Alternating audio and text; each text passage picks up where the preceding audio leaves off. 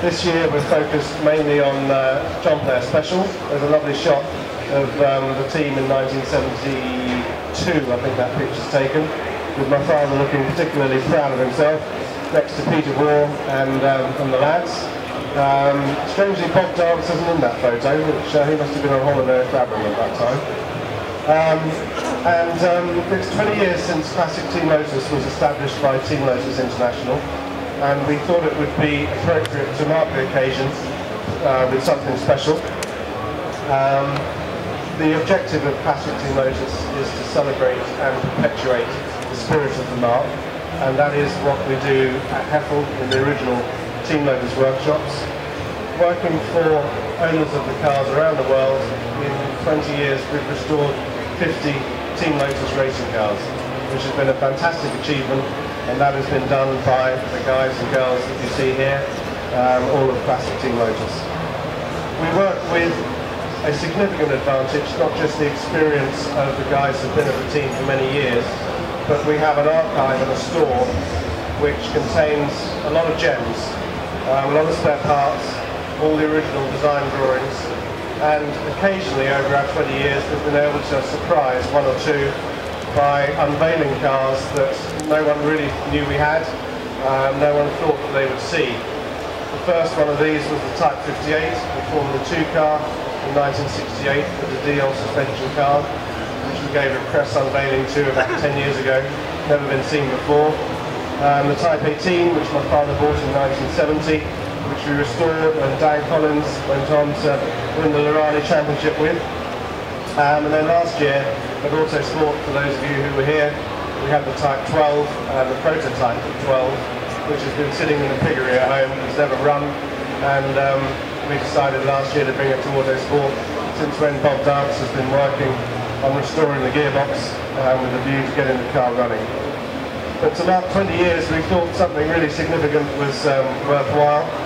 And under here is a car that was crashed 40 years ago and has not been seen since. It's for some reason survived a number of clear-outs. The team regularly had clear-outs, always short of space, but the car survived. I think personally it was due to the affection that the team had for this car and that the driver had for this car.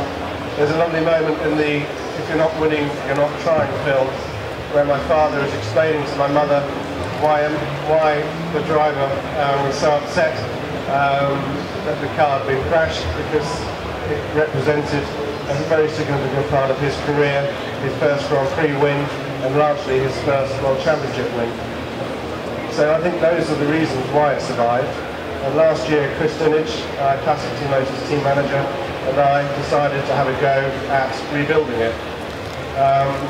Competition Fabrications, who we work with very closely, have done a fantastic job, as you will see.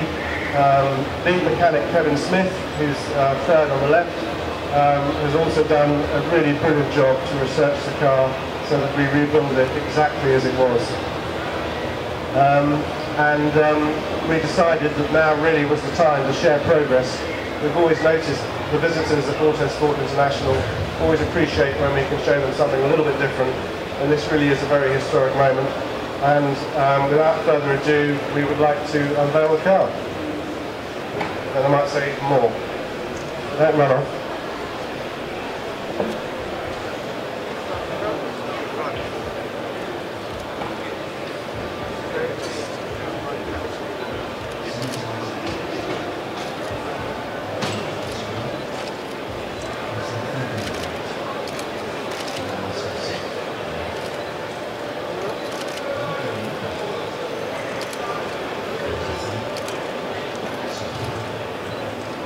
So, ladies and gentlemen, I give you Emerson Fittipaldi's World Championship winning Lotus Type 72.